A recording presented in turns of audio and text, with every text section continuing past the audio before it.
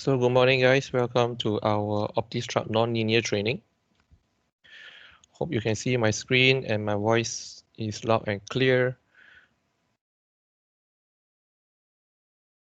Alright, so this is what we have for our 2 days of training, right?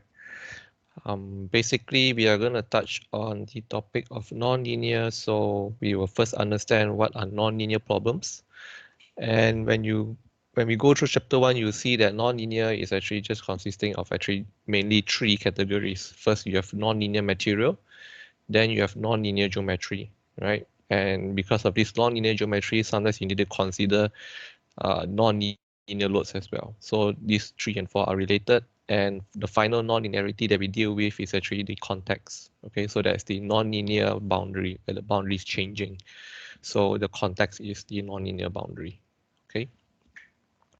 So basically, we're going to deal with non-linear material, geometry, and context. And then how do we use that for, in this case here, right? So for pre-tensioning and also using the pre-tension in the first step and consider the pre-tensioning and the tightening for the second step, right? So we have that capability here.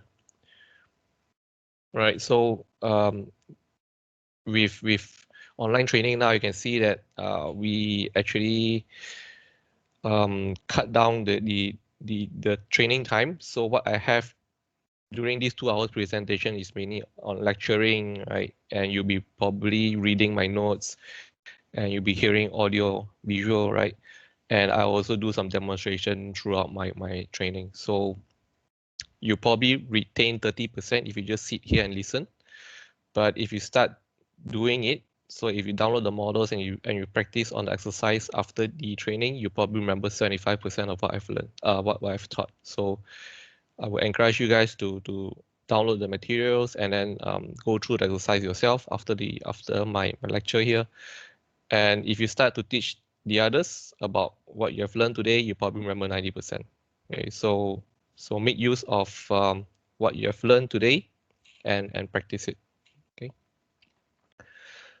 Right, so this is what we're going to go through in chapter 1.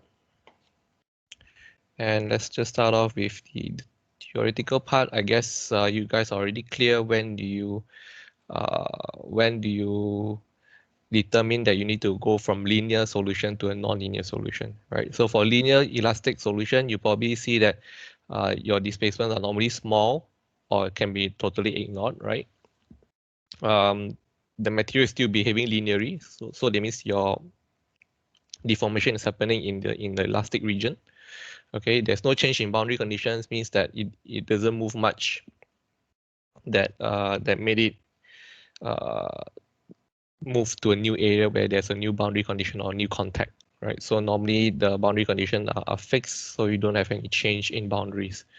Okay, and the loading is normally constant with respect to time. So this is where you actually perform linear solutions. Okay, but when the problem becomes non-linear, you probably see that the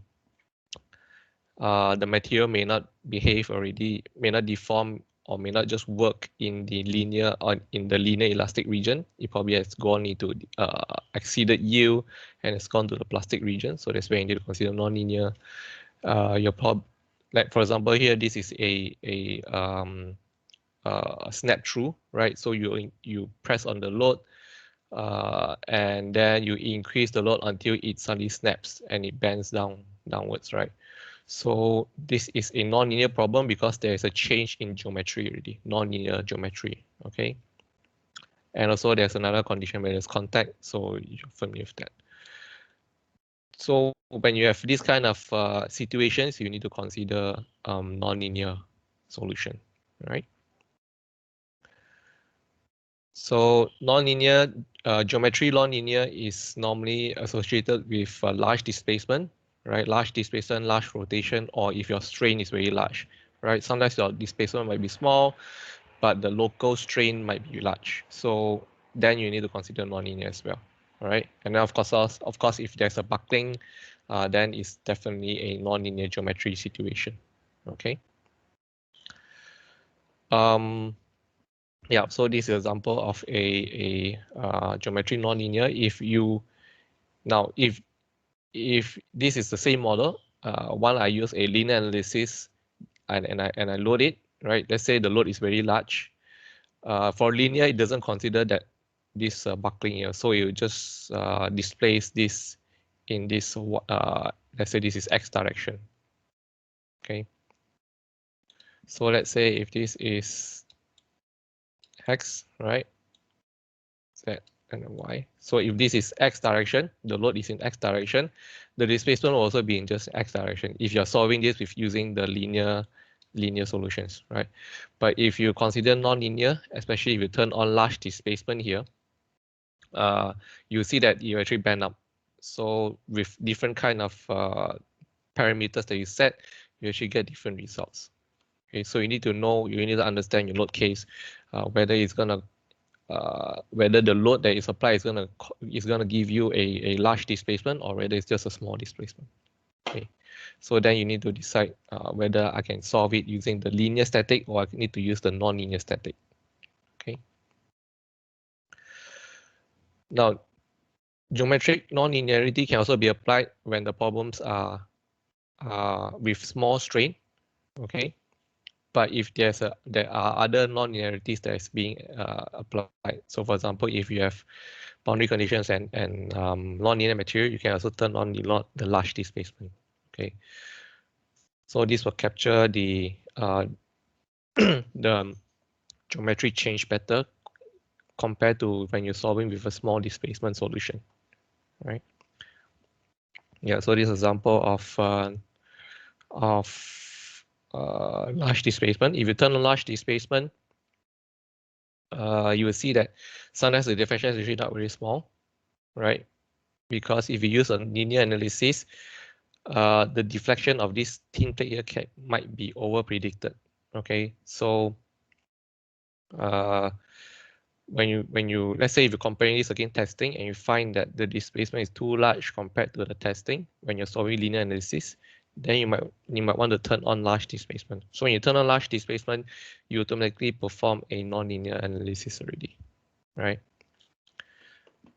So yeah, because in large displacement we capture this in-plane membrane stiffening, and sometimes it's important, especially if you're dealing with thin plates, right?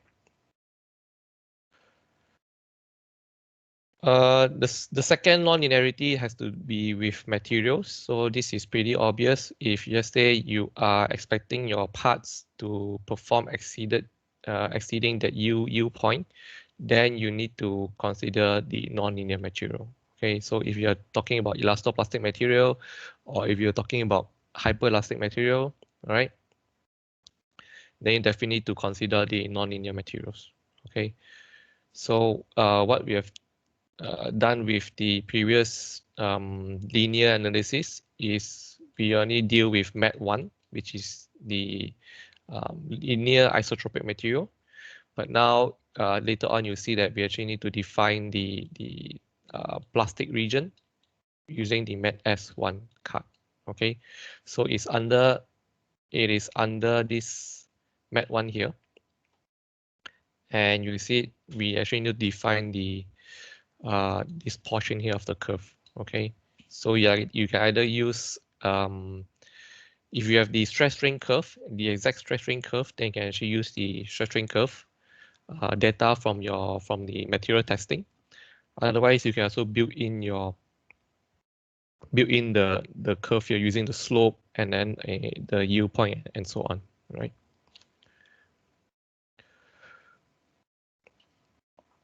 Yeah, so here is an example where there's a nonlinear material problem.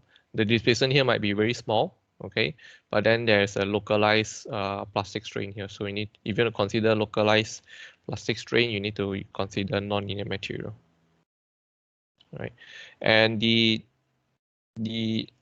third nonlinearity is to do with boundary change here.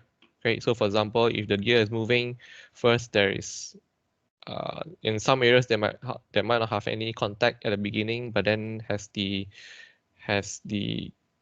time progress, you see that suddenly it has now a contact with the bottom gear, right?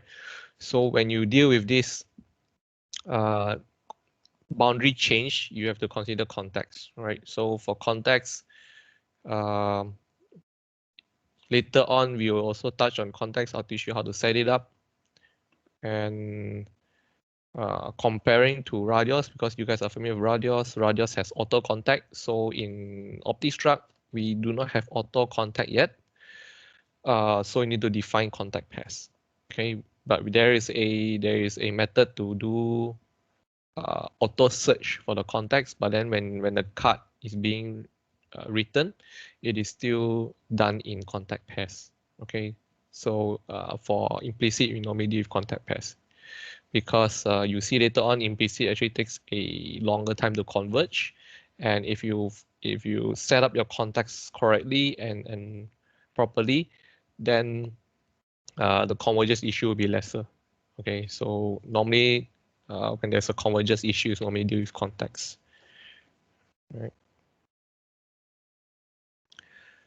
So what we're actually solving for nonlinear problems, we are solving, of course, still solving the motion equation. There are two methods to solve it. First, there is that implicit method, which we are using now.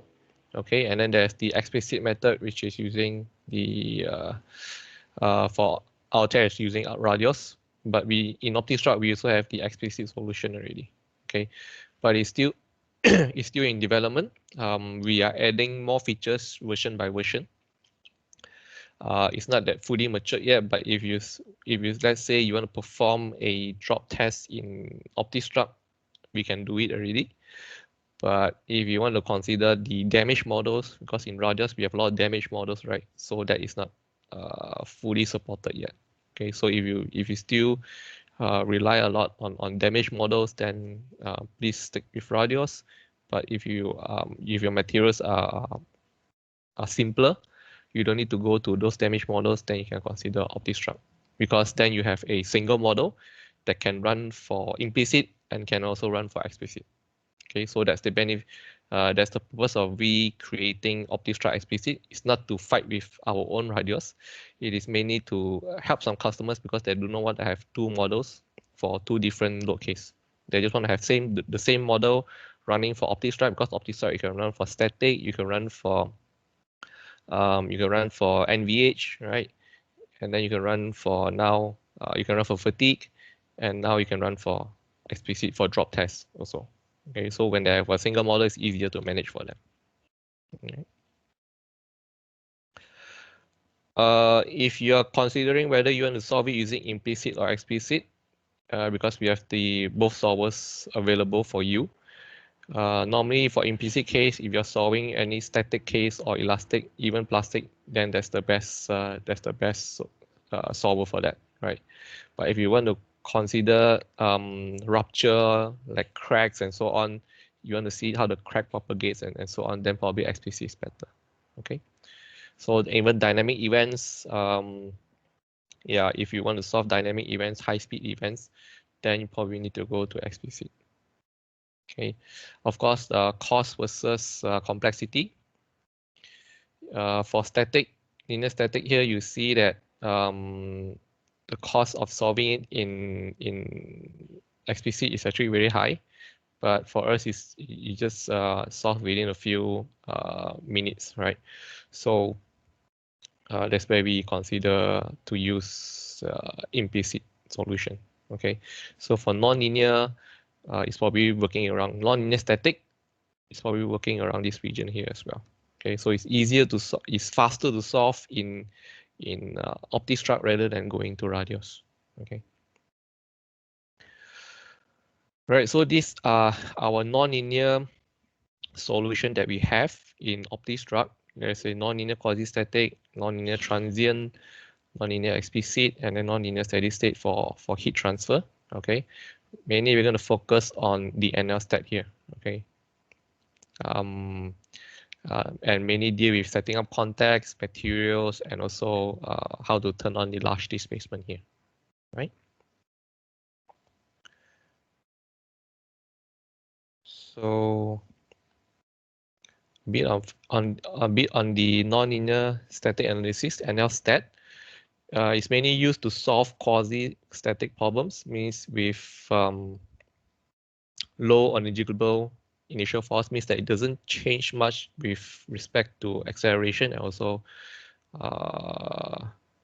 constant velocity, right? So there's no acceleration. If it's a very slow and a constant velocity, very slow especially, then you can consider that problem as a quasi-static, right?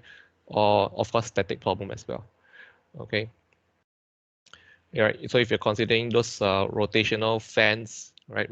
The fan rotating at constant velocity, then you can also consider that to solve it in using a nonlinear static analysis. Okay. Yep, we are using the Newton-Raphson method to solve the motion equation. And the interesting thing here with time is because what we're solving here is actually static problem. Like it's either quasi-static or static, right? So by right, it doesn't change, the loading doesn't change with respect to time, okay? But in most of our, especially those time increment that's written out during the calculation, okay? During the solving time, you see that a lot of documents will mention time. So time, solving at time equals to 0, or time equals to 1. You probably see those time steps, right? When we mention time steps in nonlinear static, we're actually referring to load increment, okay? So let me show you what it means. If I can just find one of the files. We can't see it right now, but let me just find the files first so I can show you guys.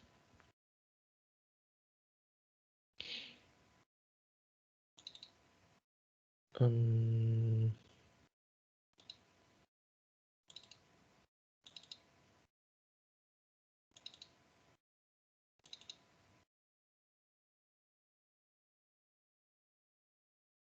see this one.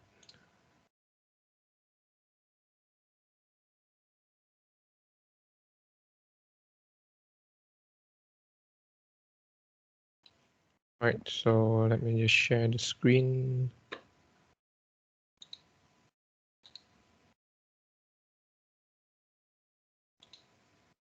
All right, so I think you can see this file here.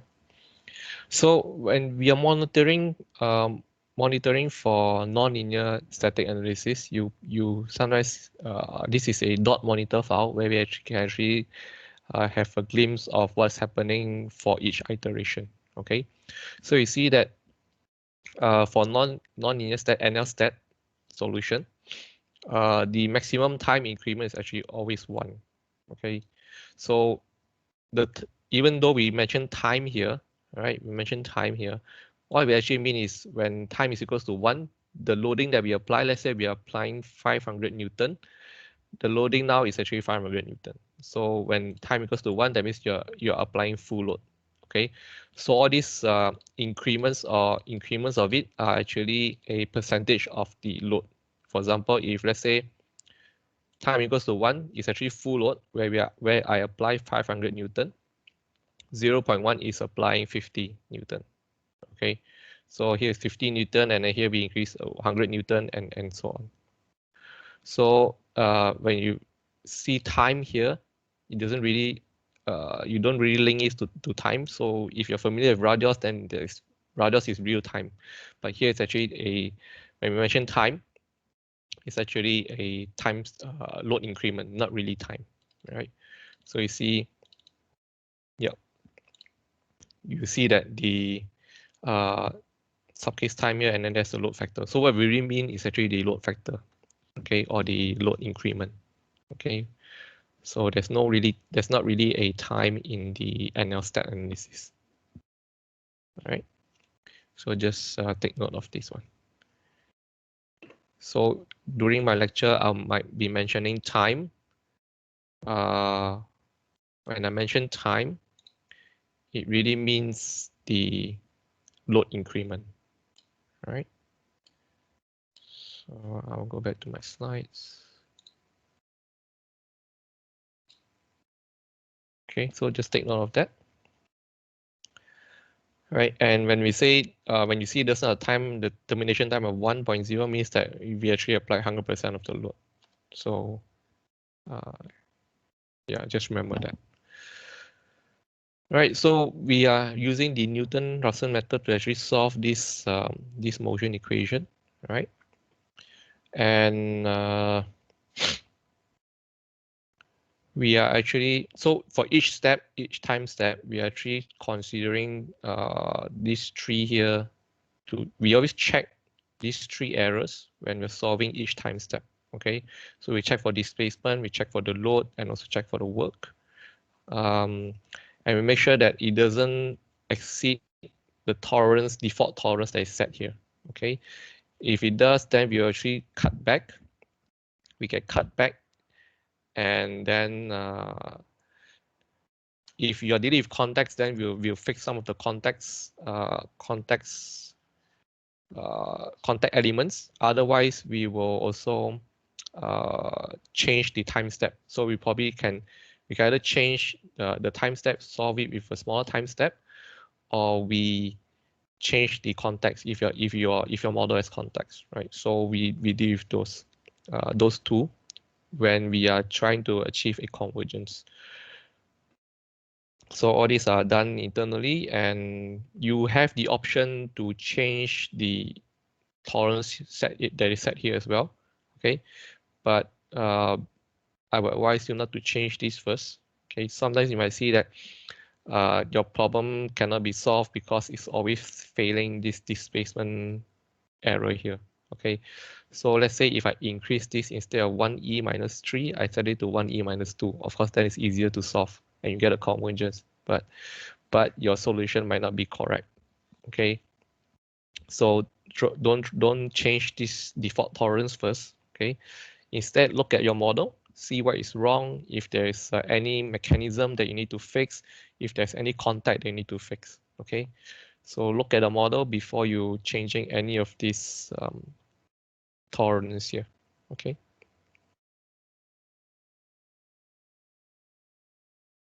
And yeah, so this is a example of the cards that are related to the nonlinear static analysis, NLStat. You see that this normally we will define NLOUT, this NLPARM. NLPARM is a must. Okay, so let me just show you. All right, so this is a must. Okay, this is optional. Yep, NLPARM here, this is a must, this is optional. Okay, so NLOUT just defines how frequent we want to output our results. Okay, so that's NLOUT. Okay, it deals with the output results. NLPARM is a parameter that is needed when we are solving with the nonlinear static analysis. So NLPARM is a must. We need to define this to activate the NLStat solution. NLOUT here is actually optional. If we do not set NLOUT, of course, then what solution is being written out? We will of course write out the solution when time equals to 0, that means initial, and also when time equals to 1, when it's the final. Okay, so you don't really get the incremental in between. If you want to look at the incremental results, what's happening in between 0 to 1. So remember, 0 is when your loading is 0, 1 is when your loading is full load. Okay, so if you want to see what's happening in between 0 to 1, you need to output NLOUT. You need to write this NLOUT and then request for the output. All right. So NLPARM card is the parameter for the NLStat analysis. So all these cards, this card is needed. Normally what we define is the number of increment that we want, or DT, initial load increment. All right. So let's say time equals to 1.0 is your full load, right? And here is I normally set initial load increment here to be a certain value where I can achieve convergence in the first step. So some models, they are very sensitive. they might not be able to jump to 0.1 or 10% of the loading in the first step. Okay, so this dt here is the time increment for the first step, right? And if your model is very unstable, you cannot solve probably with 0.1, right? You cannot achieve convergence at 0.1 time step. So then you might want to consider to start with a smaller time step, say 0.01, right? So pardon me if I use time step and load increment. In NL step analysis here, time step is equals to load increment. So when I say time step, I'm actually referring to load increment. Okay.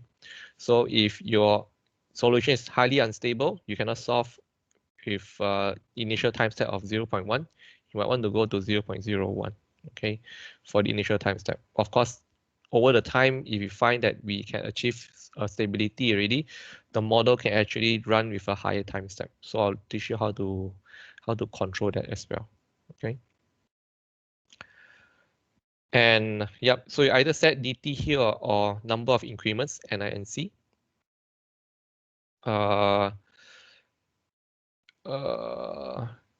If you set both, if let's say dt set to 0, okay, we'll use NI and C here to actually calculate the time step, okay. But if you set both, then dt here, if let's say this is not 0, if dt is 0.01, then we actually use t 0.01, okay. So it will actually sometimes override each other, right? So I normally just set dt here instead of using NI and C. Yeah, basically this is controlling the time step. I don't. You see later on that here when you even though it's considered number of increments, you might think that it actually controls the time step, but because NLPARM is not used for the output, right? The output is actually used in NLOUT. Okay, so the time step that you want to output is actually controlled in NLOUT. If you want to look, let's say if I want every results to output at 0.1, 0.2, 0.3, and so on, settings here would not actually affect that. So we actually still use the NLOUT to control the outputs. So rather than setting NINC, I normally set in the NLOUT.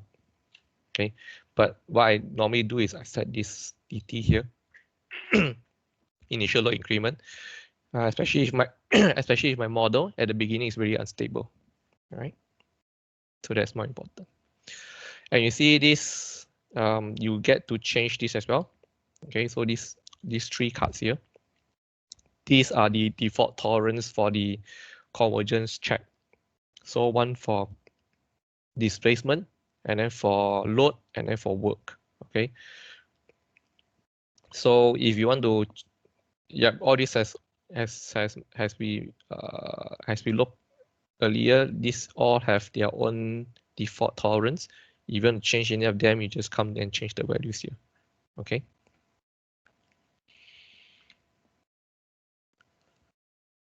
All right. Okay, so this is the explanation of NINC and DT. Okay, so you can use both of them to control the time step.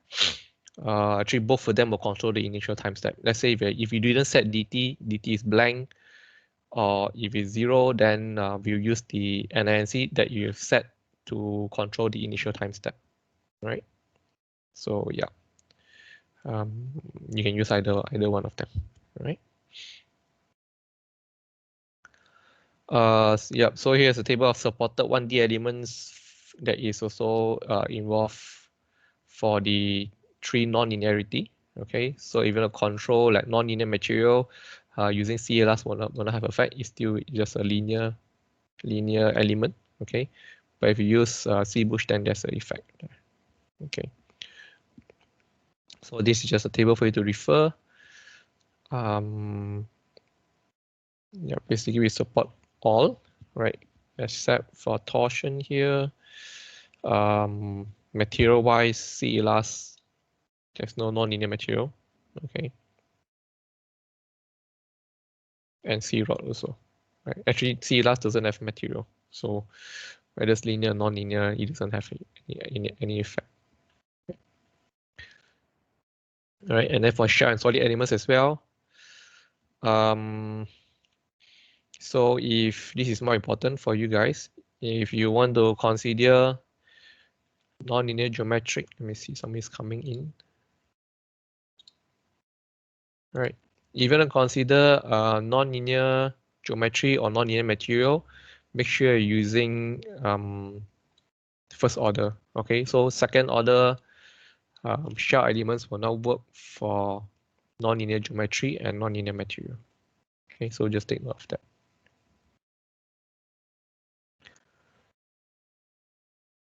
Right, so as we learned earlier, NLPARM is needed, is a necessary card for running a nonlinear analysis. Then NLOUT is the optional, where we control the output. Okay, then there is now a NLADAPT. Okay, so NLADAPT is this is also optional, but this is a card that can help you to achieve convergence better. Okay, so there are a few parameters here that you can actually set. Right, actually all these parameters here that you can actually set to help you achieve convergence better. Okay, especially this stabilize here. Right, static stabilize. So if your problem is highly unstable, for example, if your problem is a buckling problem, it's a buckling analysis. Buckling, as you know, is highly unstable. So if you want to have stability to your run to help it achieve convergence, then you can actually apply a stabilizer. Okay. And then apply stabilizer. The value here that you apply is actually a factor of the. Let me show you from the. All right, and I can see my screen. Let me just share my screen again and open NLADAPT for you.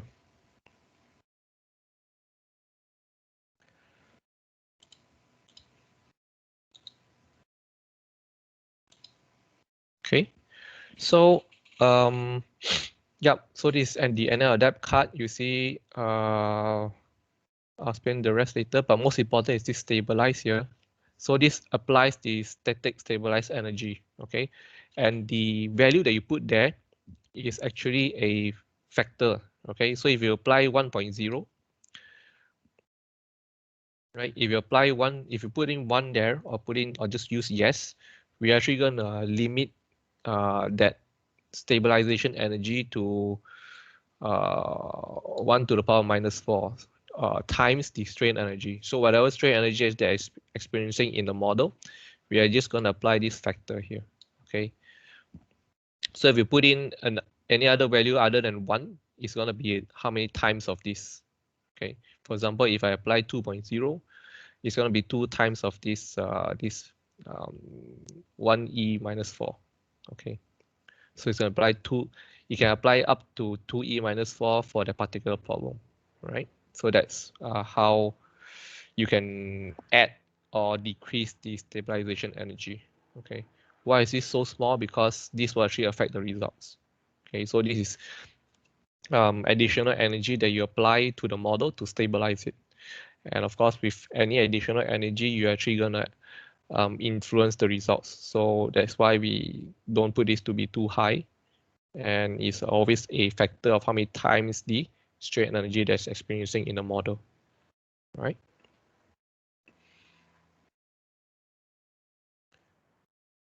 So yeah, you can use this, especially if your model is having a very hard time to converge. If your model is a buckling problem, then applying this static stabilized energy here will help you achieve convergence. Okay. The rest of the keywords I will touch on it on the next chapters. All right. Okay, wait, let me just share again. My screen is cut.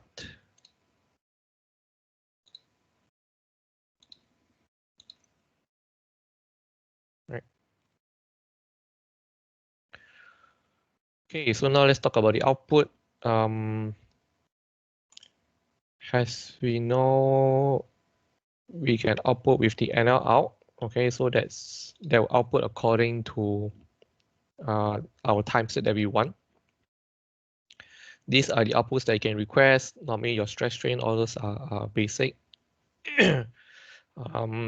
SPC force are also requested. You can request for them. Yeah, basically those stress, strain, displacement, even contact force are available for output as well. So those are the basics. Now we have this implicit out here. So if you want to output results during runs, okay, so let's say if you're solving at 0.1, 0.2, 0.3, and you want to see the results of those time steps, even though the run is not completed yet, it's not reached 1.0, but you want to see and check your model whether it's realistic or not, whether there's any error or not. So you can actually request for this param implicit out. Okay, so this is param implicit out. This will allow you to, this will call the Optistruct to write out solutions after you have solved, let's say, some particular time step. Okay. So even to look at what's happening during the run, or you just want to open your hyperview and then look at the results during the run, you need to request for this param implicit out. Okay. Otherwise, you only get the results only at the end of the run. Right.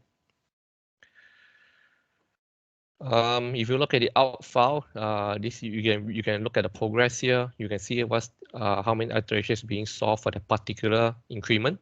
Okay, so you see some there load step. This is the load increment here. So now this is already solved.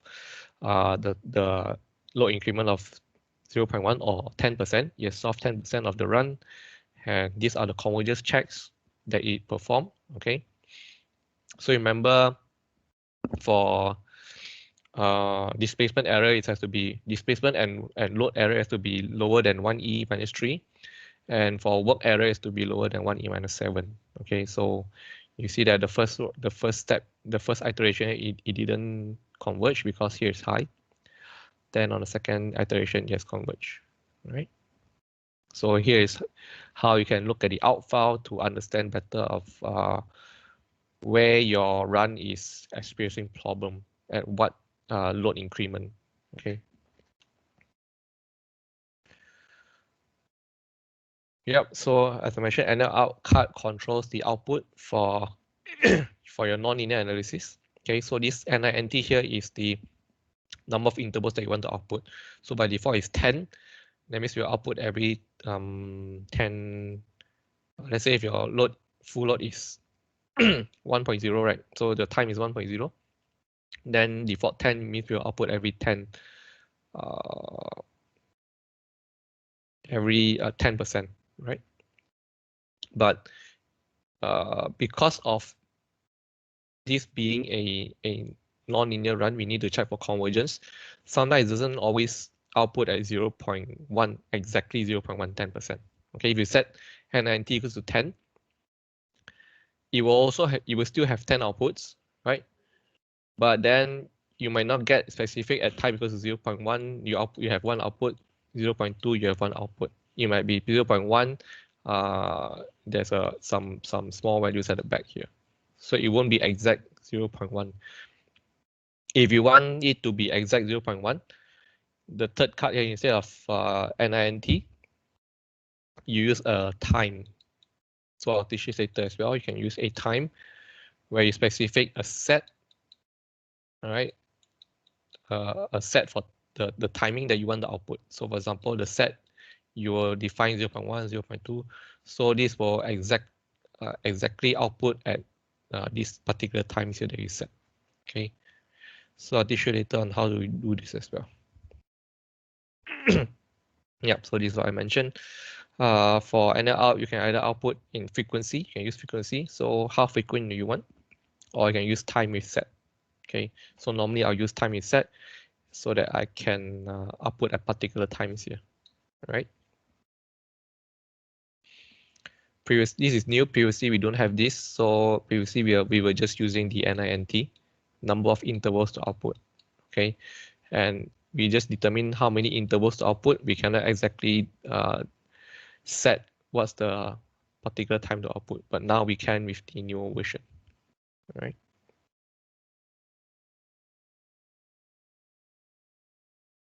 Okay, so best practice before you start running a nonlinear analysis, always make sure that there are no rigid body modes, so you can run with if you can run a model analysis, check your mode shapes, right? If there's any rigid body modes, or you can also run a linear analysis first to make sure that everything is properly attached, properly connected before you start running for a non-linear analysis. Okay, then you start simple, so means you start with linear first, make sure it's okay.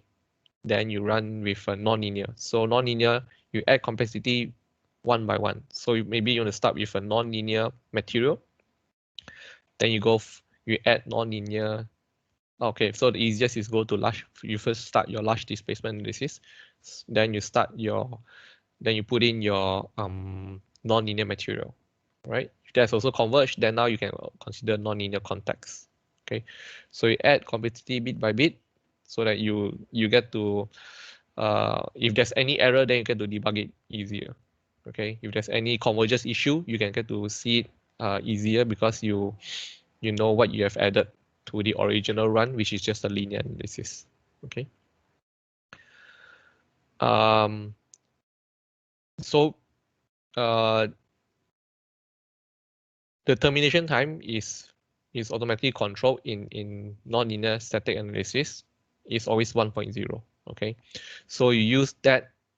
We advise you to use that because when we print out in the out file later on, you see that the load step is actually just a factor here. Okay, so if your termination time is not 1.0, then you cannot read this as 45% of the applied load. Okay, so for easier interpretation of the out file later on, we advise you not to change the termination time. It's actually already set to be 1.0 unless you purposely change that. Okay, so just use this first because it's easier to read when you read the out file later on. When you see here 0.45, you know that it's actually 45% of your applied load. Okay.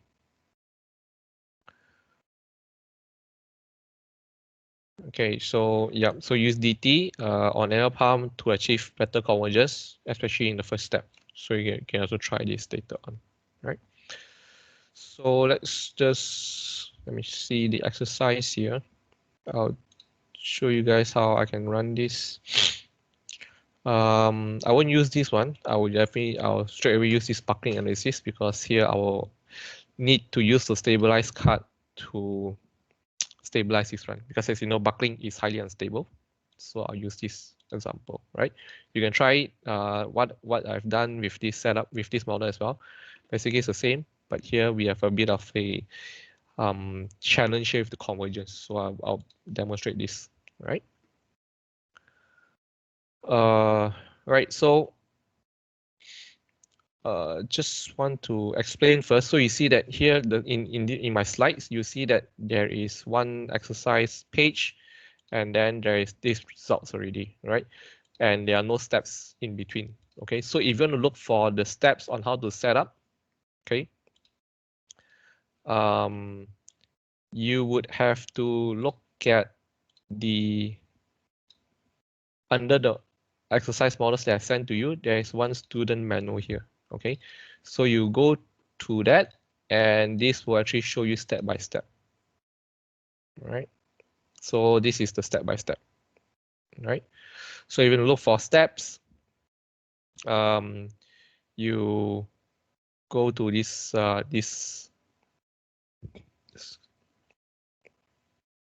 yeah, so this manual here.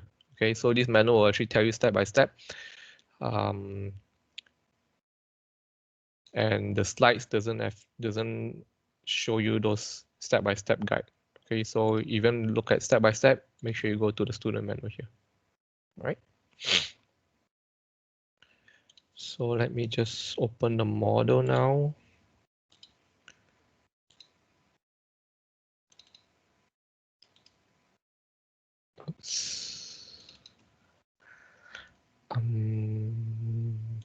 Right, I'm going for stabilization.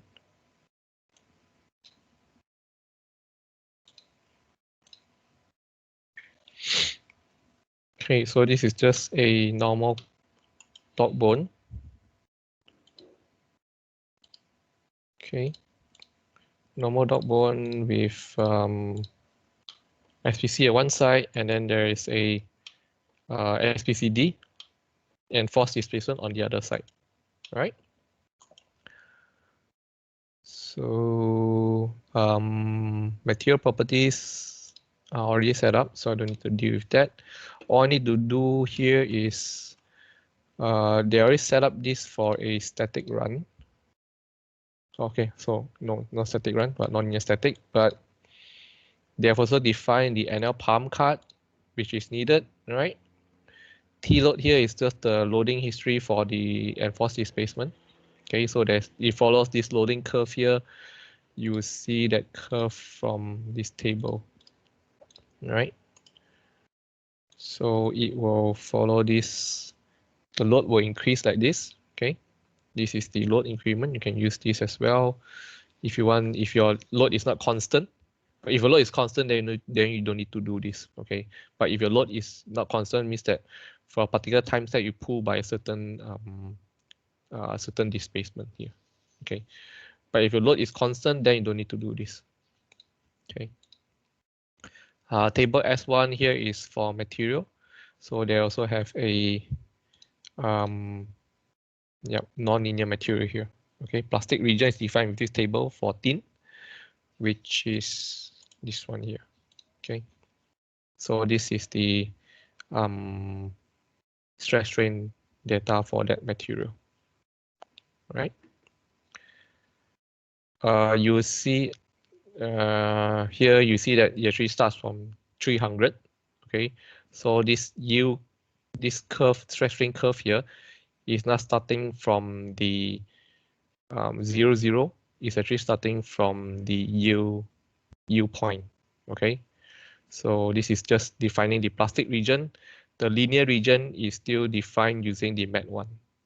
Okay, so the linear region of the elastic region of the material is still defined with this MET1 here. Only the plastic region is defined here with this MET-S1. So I'll talk more on this later on in the next chapter. Okay. So now this is a run that's already set up for nonlinear analysis. Okay, you see SPC is here. Excuse me.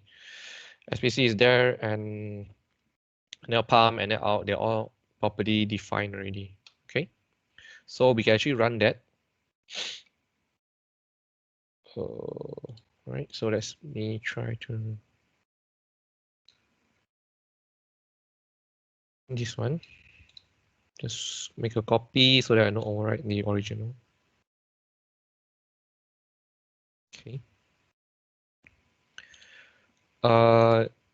If you are using V2021, we no longer have Optistruct. Right, so in 2020 you still find Optistruct. Okay, there's Optistruct here. Okay, but for 2021 you don't find Optistruct already. Okay, because we have converged all the solvers under compute console. Okay, so you need to search for compute console. This is the file. Make sure you turn your solver into Optistruct. So all these solvers has now been converged under this compute console here. Right. So make sure there's Optistruct, and I open that file. All right. So I'll just run that very quickly under class open. No, not too much. Okay. Okay. So yep, this will run, but this will actually have some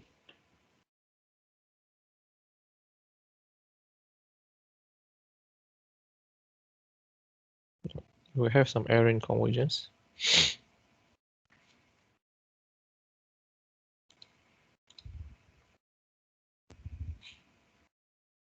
You can look at the monitor file when it's running. Okay, so this will show you step by step as well. So now it's being updated, right? I normally look at the monitor file because it's easier to read comparing to the out file here. Okay, so if you look at the out file, sometimes it's a bit harder to read. I normally read the monitor file. Okay, So you see here, that this is the cutback. So every time it experiences a convergence issue, it will cut back, and you will now run with a smaller time step. So you see here, this is the time step that you first ran. This is increment 7. Okay. The time step here is, this is a time step. Okay. But it cannot converge, so it converges no. And then it now is forced to cut back. So there's a cutback 1. And for this cutback 1, it now ran with a smaller time step. So every time we experience a convergence issue, we will actually reduce the time step by 25%. Okay, so reduce the time step and then try to achieve convergence. So now this is achieve convergence. Okay, so it continues to increment number 8. You also achieve convergence, yes. But then at increment number 9, it experienced a convergence issue. So now it cuts back again. So now from 20.025 time step, it now reduced 25% to just 0.6. Okay. So it reduced the time step by a quarter and then try to achieve convergence. So now yes, yes, yes. So a few times with this small time step, yes, it has managed to achieve convergence. So now it tried to increase the time step, right? So it will actually increase by 50%. Every time yes, successful convergence, you'll try to increase the time step by 50%. So now increase 50% here, and so this has also achieved convergence. Then you also increase again 50% the time step and try to run and achieve convergence as well. Until it bumps to a no, cannot achieve convergence, then it will reduce again back the time step. So this is a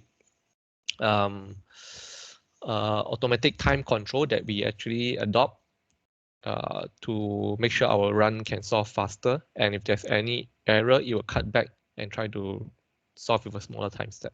Okay, so this is done automatically, right? So now you see all the while is pretty okay, except here it has cut back 4 times and then it has now failed. Okay, so you cannot achieve convergence for a few time step. You can see the time step has actually gone very small. Okay, 1e minus 9. So if you look at the out file, right, so you see that the error now, the maximum time increment has been reached because by default we only allow 5 cutbacks. Okay, so C1, 2, 3, 4. Yeah, it hasn't reached C5 yet, but then the time increment has been reached. So there's also a limit on how low you can go. Okay, so now it's actually reached that limit. Means that even though if I reduce the time step further, let's say if I reduce up to 1e minus 20, it still cannot converge because there's actually issue in the model rather than this being the real factor. Okay, even though we report that the error is due to the maximum time limit that's been reached, by right, if we just, let's say we reduce some more the time step, right, we might be able to achieve convergence, but then maybe for this increment, but not for the next increment, because there's definitely something wrong with the model. The model is unstable. Okay, so it doesn't always mean that you increase or reduce the time step here, you can achieve convergence. Okay, yeah, this I will have to admit that this error is a bit misleading. We just say this, which sometimes makes the user think that if I just increase the time increment or reduce the time increment, then my run can go through, right? But it's not usually, it doesn't always solve the problem there. Okay. So when you have this error, all right, when you have this error, what you can do is normally you will see that the error is being reported. You will see from the out file as well. Now this is correction number 5. Yeah, it's been correction number 5. Yeah, actually reached 5 cutbacks. Let me double check on the monitor file. It should also report 5. Okay, so yeah, something's weird. Let me check on that. But from the out file,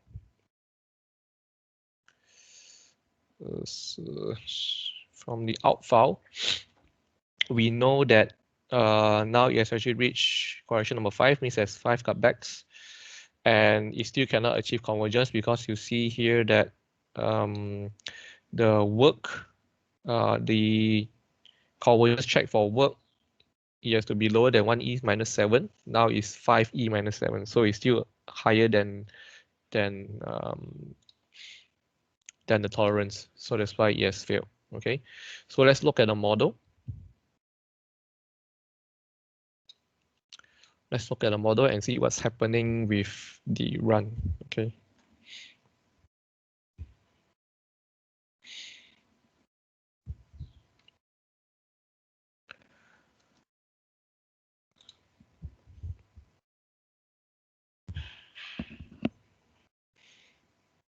So far so good. Are you guys okay? If you have any questions, just type in the chat, or you can also unmute and ask me. All right, so if I look at the model now,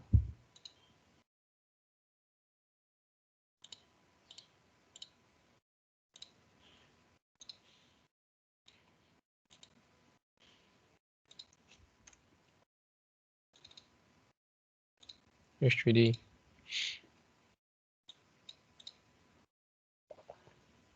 Okay, so this is the model. It's non-convergence, and these are the steps that yes run a step here. Yes, produces non-convergence here. So if you notice from the model, you see that there's also NLOUT. Okay, so NLOUT, we set here the number of intervals to be 33. So every so every 0.03 it has an output. Okay, so because of the 33 intervals that we want, right? And then there's a non-convergence here. Since we have this save non-convergence, by default now it's turned on to be yes. Okay, so if you see it's no, but if you don't turn on this, it's in yes now. So we actually output the final step that is non-convergence as well. Okay, previously it was set to default no, means that you don't see this final step. It means you don't get to see this last step that is not convergence. But now we have actually set it to yes. Okay, so let's look at the results. All right. Let's see displacement for now. And let's look at the animation.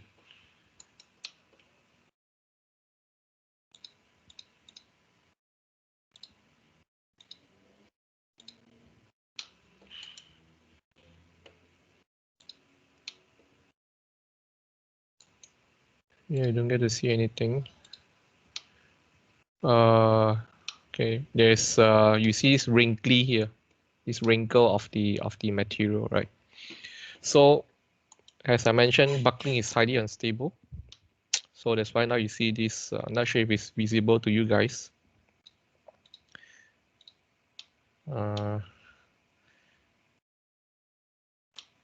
Yeah. If you cannot see from my model, then if you run this later on, you probably can see it. You see there's actually like something there's a zigzag of the dog bone here, right? Yeah, so because of this is actually, this is the last step where they experience that non-convergence. Okay, as I mentioned, buckling is unstable, so that's why you have this issue here, right? So this run is not stable. One way to counter this is to introduce the NLADAPT. Okay, so we just need to create another card called NLADAPT, right? So this introduce some solution that can actually help you achieve convergence. So you see here there are a few options. One is the number of cutbacks, and then DT max is the maximum time increment. DT min is the minimum time increment, right? So if you look at the error just now, he has just mentioned that in the out file, the error that is mentioned that the error mentioned why it failed is because the maximum number of time increment cutbacks has been reached. Means that it has now run to cutback number 5 and it still cannot converge, so that's why it failed. Okay, so you might think that, oh, because number of cutback is not enough, so I just increase my n cuts here. Why don't I just increase my number of cutbacks here to, instead of 5, I increase it up to 10 or maybe 100.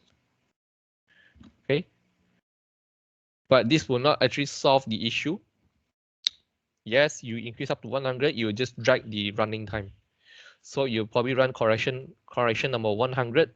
You still cannot achieve convergence because the issue is not with this time increment here. The issue is really with this material. You see that this buckling here, because this buckling here is highly unstable, it causes this material to wrinkle like this. Okay. So increasing this to 100 will not solve the problem. Okay. Instead, you can actually try to introduce this stabilized energy. Okay. So let's just put in the stabilization energy of 1. 1 here, remember, is 1 times 1e minus 4 of the strain energy. Okay. So 1 times 1e minus 4 of the strain energy that is being experienced in the model at the current moment. Okay. So it's not exactly applying 1, right? We'll just introduce a bit of stabilization energy here to the run and make sure, and let's see whether now you can converge or not. All right. So just output this again. Before that, you set the cut here and then adapt. You need to apply it on the subcase as well. So under the subcase, make sure you apply the NL adapt also. All right. Then I can output this.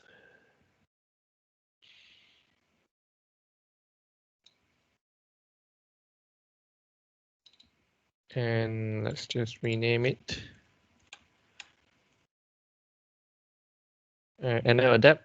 Let me just rename it as stabilize here. So remember the stabilize that we introduced, the energy is 1.0, right? 1.0 times the 1e minus 4. So 1.0, save, and let's run that now. Raymond, how do you input the NL adapt? You first you right click at the load collector. Yeah, load collector, you right click, you create a NL adapt. Oh, okay. Okay. Then you put it under the subcase. Okay, so I run this stabilize 1.0 now.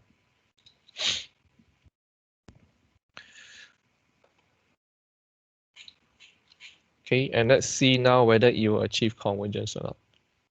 All right. How come my one, when I point to create, it doesn't list out the thing? Are you using 2020? Optistruct? Yeah. You're using solver interface Optistruct? Yeah, our Optistruct. When you right click on load collector, it didn't come out this list. Yeah, I go to create, but it doesn't come up the list. Okay, because you're using older version, just click create first, and then Okay. later from the cut image, you can change to another. Oh, okay. Yeah.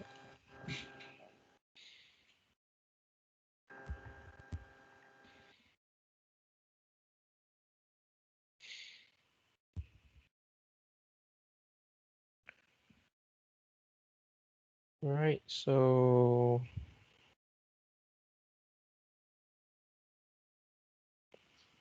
see if this will converge now. My guess is it won't.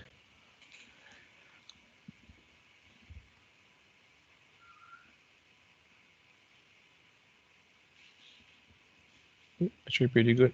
Yeah, I think all converge. Okay. And he's completed. It ran all the way up to 1.0. Okay. So let's see whether this is now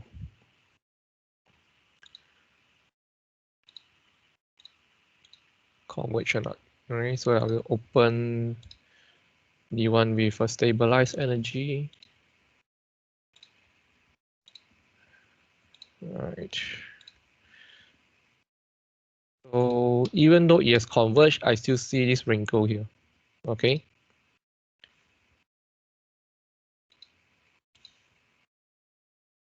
wrinkle here. All right. So comparing to my results that I'm supposed to get, it's supposed to wrinkle like this. Okay.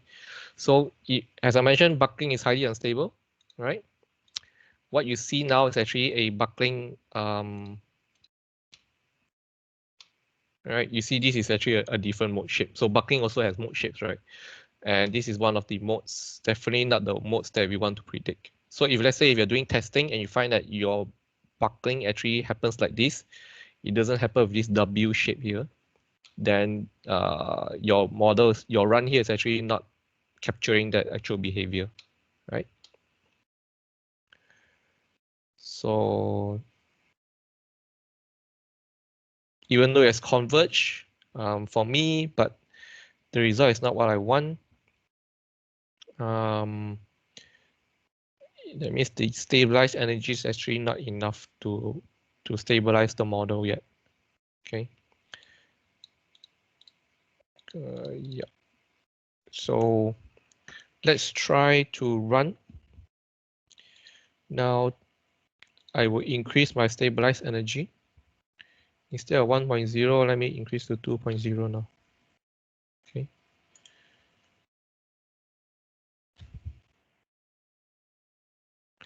So I increase to 2.0. I don't need to go to my HyperWorks. I can actually edit it from here. Just look for the cut, and you see stabilize 1.0 here, increase it up to 2.0. All right. So that's the benefit of using input DAX. You can easily go to your cut and then just increase 2.0.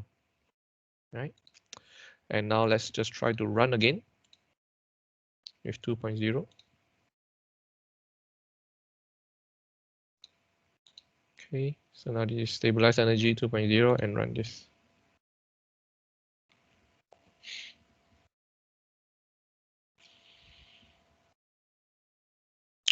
Okay.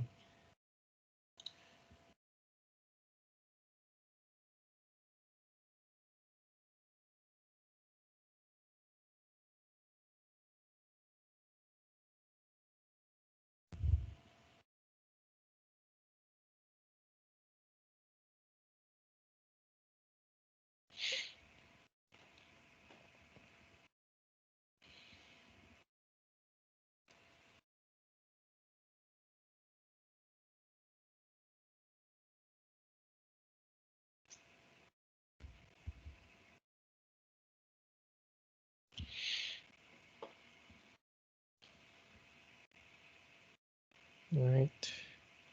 Probably gonna run this faster next time. So in case 2.0 doesn't give me the results, I will then increase my stabilized energy. All right. So it's done. Let's look at the results now. Let's do 4 times. I open another one. 2.0, open line. So now this, I think this is better now, right? So this is now capturing the results that I'm supposed to get. Just do 3 string. Okay. So you can see from the initial run where there's no stabilized energy, cannot converge. Here we increase a stabilized energy, and you see there's a different kind of buckling. Buckling is highly unstable. You can go to any of the modes, right? Now this is the mode. This is not the mode that we want. So we increase the stabilization energy again, and we achieve this now. So this is probably the results that we get. That is gonna be similar to the actual case, right? Okay.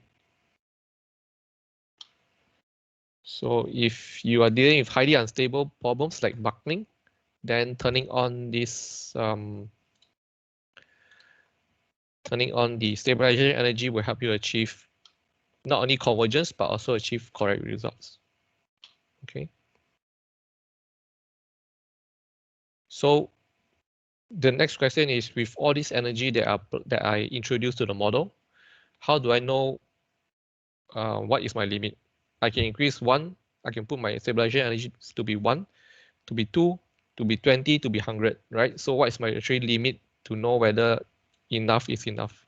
So one way to check is to look at the energy here. So for all the energy that you apply to the model, we actually write out a E.NLM. So this is the energy that we apply, or this is like the energy check that we check on the entire model. Okay, so if you look at, if you just double click on this energy session file, energy MVW, this will open hypergraph, and you can actually look at the basically it's just this file. This is just a text file of the energy that is experiencing in the model, right? And this is harder to be looked at, so let's just use the session file. Double click on the session file, energy.mvw, and it will open in hypergraph. Okay, so this is the strain energy that's in the model. All right, this strain energy is pretty high because this is a buckling problem, but you can see that the static stabilized energy that we apply, this is the static stabilized energy. You can see that's actually pretty low, okay, because of the limit that we set. And for a general rule, how much you can apply, as long as your static stabilized energy is less than 10% of your stabilized energy, then your model is still accurate. Okay, so you can see that the strain energy that is at the end is about how much? 574, 57.4 K. Okay, and you can see that the stabilized energy that we introduced at the end is actually very low, right? Definitely less than 5%. Yeah, less than 5% actually. So as long as your static stabilized energy that you introduce is less than 10% of the strain energy, then your model is fine. Okay, so there's one rule or one guideline you can use to determine how much strain energy you can introduce to your model. How much static stabilized energy they can introduce to your model. Right.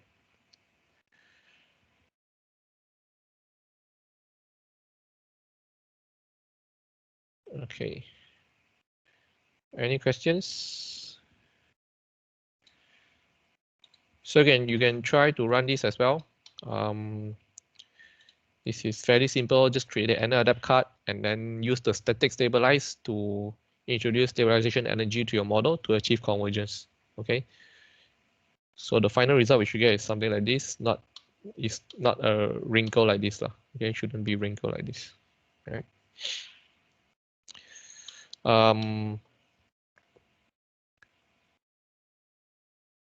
Some of you might get a buckling that is buckling on top.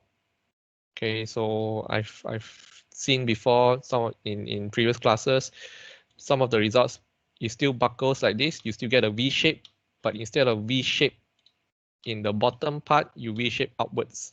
Okay, so that is also possible buckling solution. As I mentioned, buckling is highly unstable. It can go positive, it can go negative, right?